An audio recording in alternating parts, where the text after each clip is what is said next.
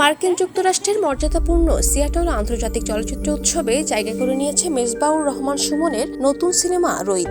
হাওয়ার পর 4 বছর বিরতি ভেঙে নির্মাতা ফিরছেন ভিন্ন স্বাদের এই গল্প নিয়ে, যা ইতোমধ্যেই দর্শকদের কৌতূহলের কেন্দ্রে। উৎসবের এশিয়ান ক্রসরোডস বিভাগের রোহিতের প্রথম প্রদর্শন নির্ধারিত হয়েছে আগামী 15 মে যুক্তরাষ্ট্র সময় বিকেল 5টা 30 মিনিটে এবং 16 মে দুপুর 2টা 30 মিনিটে। আন্তর্জাতিক মঞ্চে এটি সিনেমাটির গুরুত্বপূর্ণ একটি প্রদর্শনী।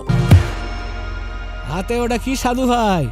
এর আগে 2025 সালের শেষ দিকে পোস্টার ও ঝলক প্রকাশের পর থেকেই রোহিত নিয়ে শুরু হয় আলোচনা। ঝলকটি দর্শক ও সংশ্লিষ্টদের দৃষ্টি কাড়ার পাশাপাশি আন্তর্জাতিক অঙ্গনেও পৌঁছে দেয় সিনেমাটিকে। বিশেষ করে ইন্টারন্যাশনাল ফিল্ম ফেস্টিভ্যাল রটারডামে 55তম আসরের মূল প্রতিযোগিতা টাইগার প্রতিযোগিতা বিভাগে নির্বাচিত হওয়া সিনেমাটির যাত্রায় নতুন মাত্রা যোগ করে।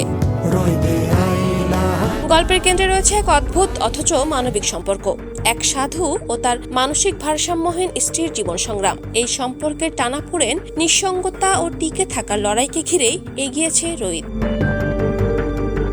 সিনেমাটির প্রধান দুই চরিত্রে অভিনয় করেছেন নাফিজা তুষি ও মোস্তাফিজুর নূর ইমরান। পাশাপাশি গুরুত্বপূর্ণ ভূমিকায় আছেন গাজী রাকায়েত ও আহসাবুল ইয়ামিন রিয়াদ।